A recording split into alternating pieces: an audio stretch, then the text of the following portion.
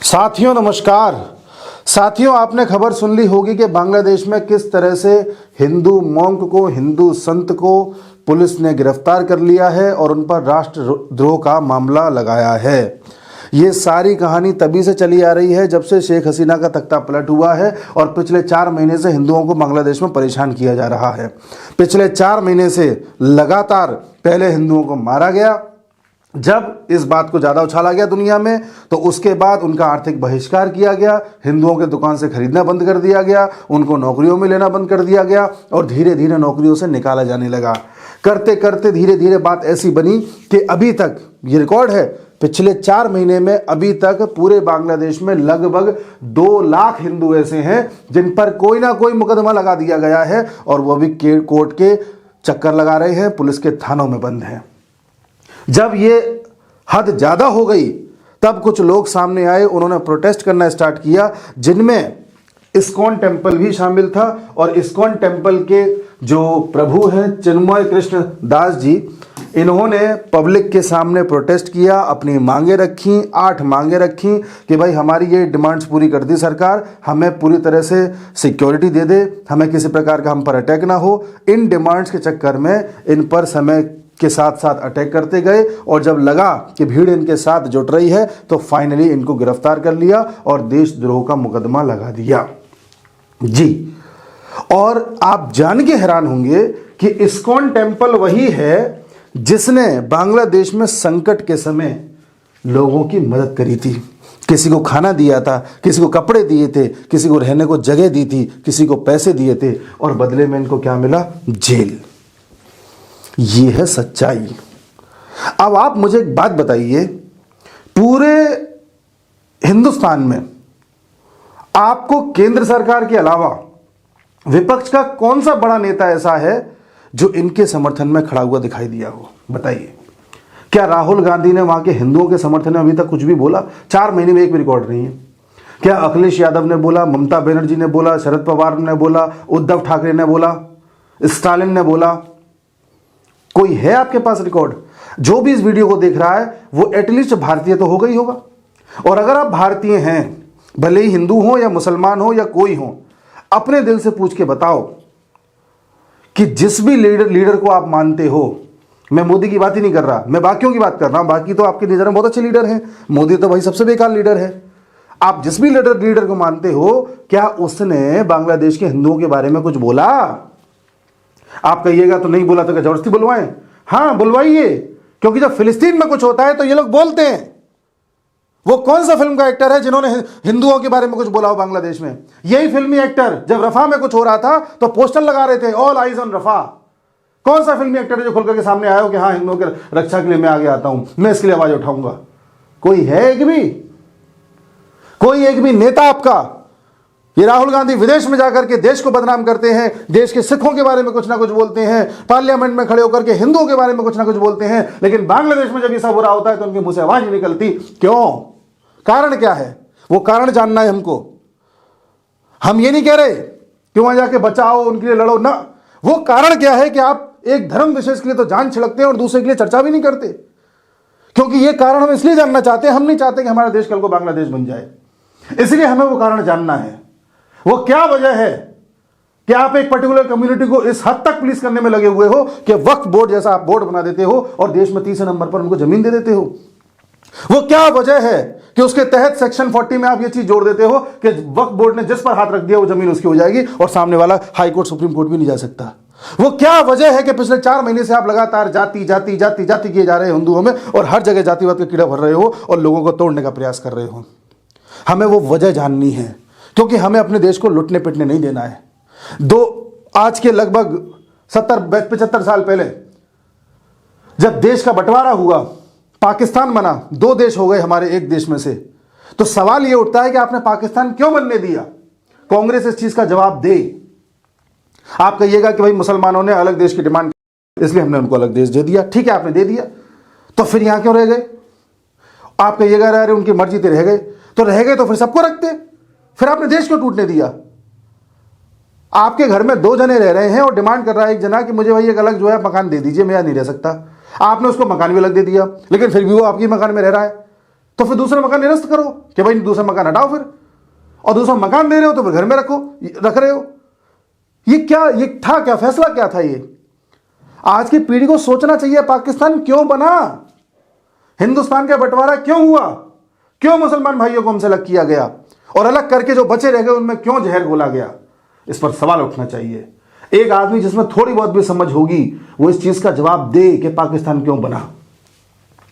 सिर्फ दो लोगों की इच्छा पूर्ति के लिए बना, एक को वहां का प्राइम मिनिस्टर बनना था, एक को यहां का बनना था। आप कहिएगा नहीं ये तो भाई शांति के लिए बना, हम शांति का पैगाम देना चाहते थे। अगर आप शांति का पैगाम देना चाहते थे तो फिर ये बताइए कि आपने शांति के पैगाम के नाम पर पाकिस्तान बना लिया। पाकिस्तान भी आपने इस तरीके से बनाया कि भारत को दो तरफ से घेर के रखे, एक ईस्ट पाकिस्तान एक वेस्ट पाकिस्तान। तो फिर ऐसा क्यों हुआ कि जो ईस्ट पाकिस्तान था बाद में बांग्लादेश बन गया? आप जानते हैं क्यों हुआ ऐसा? क्योंकि ये जो ईस्ट वेस्ट पाकिस्तान है ये वाला, इस वेस्ट पाकिस्तानियों को ये लगता था कि ये लोग बांग्ला भाषा बोलते हैं तो ये सच्चे मुसलमान नहीं है, हम उर्दू भाषा बोलते हैं हम ज्यादा सच्चे मुसलमान हैं। माने पहले इन्होंने धर्म के आधार पर देश बंटवा लिया, फिर अपने ही देश को फिर से बांट करके दूसरा देश बना दिया। किसके आधार पर? भाषा के आधार पर। अच्छा, जिस उर्दू भाषा पर ये लोग अपना बड़ा फख्र करते हैं कि साहब उर्दू भाषा हम बोलते हैं, ये उर्दू भाषा भी इनकी नहीं है, ये मेरठ के पास इसका जन्म हुआ है, भारत की है। बना लिया इन्होंने बांग्लादेश। उस बांग्लादेश में धीरे धीरे धीरे धीरे हिंदुओं की संख्या घटाने लगे। करते करते करते करते स्थिति यह पैदा कर दी गई कि साहब वहां पर इस समय लगभग 7% हिंदू रह गए हैं बांग्लादेश में इस वक्त। 7%, 7 ओनली। कहां 30% के आसपास थे? कहां गए बाकी? कन्वर्ट हो गए, मर गए, क्या हुआ? और फिर जो आपकी मदद कर रहा है, जो हिंदू आपको कुछ नहीं कह रहा, मदद कर रहा है, आप उसी को जीने नहीं दे रहे, उसको आप जेल में डाल रहे हैं। और क्या कह रहे हैं कि इस्कॉन को बैन कर दीजिए, इस्कॉन एक रेडिकल ग्रुप है। अच्छा जी, अगर इस्कॉन रेडिकल ग्रुप है तो पिछले 4 महीने से आप क्या कर रहे हैं? 4 महीने से बांग्लादेश में 200 से ज्यादा अटैक हो चुके हैं हिंदुओं के ऊपर, 200 से ज्यादा। पिछले 4 महीने में बांग्लादेश में 23 ऐसे धार्मिक स्थल है हिंदुओं के, 23 जहां पर अटैक किए गए हैं। दुर्गा पूजा भी चल रही थी, दुर्गा पूजा में एक पूरा का पूरा समुदाय घुस गया और घुस करके वहां पर ऐसे नारे लगाने लगा जो दूसरे धर्म के थे। ये खबरें बहुत वायरल हुई थी, ये देख लीजिए। Islamic song sung at Durga Puja, Islamic गाने गाए जाने लगे थे दुर्गा पूजा के पंडाल में घुस करके, जानबूझ करके, और कन्वर्जन के नारे लगाए जा रहे थे। क्या ये भारत में पॉसिबल है? क्यों हो रहा था ये? क्यों ये बात पूरी दुनिया में नहीं फैली उस वक्त? क्यों पूरी दुनिया में सारे नेता शांत रहे? और बांग्लादेश के हिंदुओं के बारे में अगर कोई बोला था वो डोनाल्ड ट्रंप थे कि मैं सत्ता में आया तो हिंदुओं के साथ कुछ नहीं होने दूंगा, या फिर प्रधानमंत्री मोदी थे। बाकी लोगों को सांप क्यों सूंघ गया, मुझे ये जानना है। वो कौन सी वजह है कि आप अपने देश के साथ सौदा करने के लिए तैयार हैं? क्या सत्ता ही सब कुछ होती है आपके लिए? आपके लिए आपका ज़मीर कुछ नहीं है? आपके लिए आपका देश कुछ नहीं है? अरे अंग्रेजों, तुम आज बैठ गए हो गद्दी पे आकर के, सोने की चम्मच लेके पैदा हुए थे, तुम्हें ये तक नहीं पता कि हमारा देश कितना महान रहा है, इसकी संस्कृति कितनी महान है, इसकी जैसी भाषाएं दुनिया में नहीं है, इसके जैसा साइंस किसी के पास नहीं था, इसके जैसा मैथ्स किसी के पास नहीं था, इसके जैसा ऐतिहासिक पूरा परिदृश्य किसी के पास नहीं था। और तुम्हें पता ही क्या होगा, तुम तो विदेशी हो, तुम क्या जानो?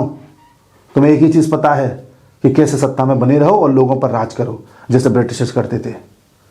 यही कारण है कि आज पूरी दुनिया में हिंदू हर जगह परेशान है, हर जगह उसे घसीटा जा रहा है। और हमारे देश में भी अगर हिंदुइज्म का थोड़ा बहुत लोगों में भाव आता है तो तुम जाति जाति जाति करके फिर उसे याद दिला देते हो कि तू पंडित है, तू यादव है, तू ठाकुर है, तू बनिया है, तू दलित है, तू फलाना है, तू ढिकाना है।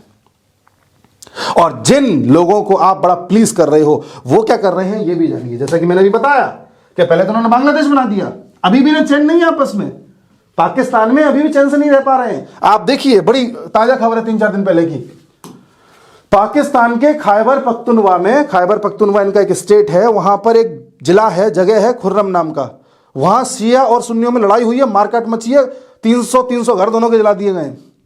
और ये क्यों हुआ है बताता हूं, पहले इसका मैप दिखाता हूं आपको। ये पाकिस्तान का मैप है, स्टेट्स है, बलूचिस्तान, सिंध है, पंजाब है, खैबर पख्तूनख्वा है, ये सब पीओ के कब्जा रखा है, उसकी हमें चर्चा नहीं करनी है अभी। तो ये जो खैबर पख्तूनख्वा नाम का स्टेट है, यहां पर शिया और सुन्नी दोनों की जो पॉपुलेशन है लगभग बराबर जैसी है।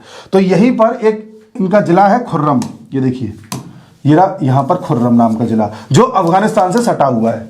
यहां पर शिया लोगों का एक काफिला जा रहा था, लगभग 200 गाड़ियां जा रही थी, किसी धार्मिक अनुष्ठान के लिए जा रहे होंगे, जो भी उनका पर्पज रहा हो। सुन्नियों की बस्ती से निकल रहे थे। अब सुन्नियों ने मौका पाकर के धड़ाधड़ फायरिंग स्टार्ट कर दी, कई शिया उसमें मारे गए। इस बात को लेकर के शियाओं में गुस्सा आ गया उस क्षेत्र के। शियाओं ने निकल करके सुन्नियों घर में आग लगाने स्टार्ट कर दी। दोनों में इस कदर मारकाट चली कि जैसे सिविल वॉर हो जाता है। कई दिन तक चलती रही। फिर वहां पर जो है पुलिस आई, पुलिस ने दोनों को दबाया। दबाने के बाद धीरे धीरे मामला शांत हुआ। फलस्वरूप अभी भी ये है, वहां के लोग कह रहे हैं कि ये जो आग लगी है, ये जो इनमें झड़प हुई है, ये कोई इत्तेफाक नहीं है। ये लंबे समय का गुस्सा है जो थोड़ा सा फूटा है। और आप जान के हैरान होंगे, खैबर पख्तूनख्वा में इस वक्त सरकार है इमरान खान की पार्टी की, जो स्टेट गवर्नमेंट है। अभी भी चैन से नहीं रह पा रहे हैं।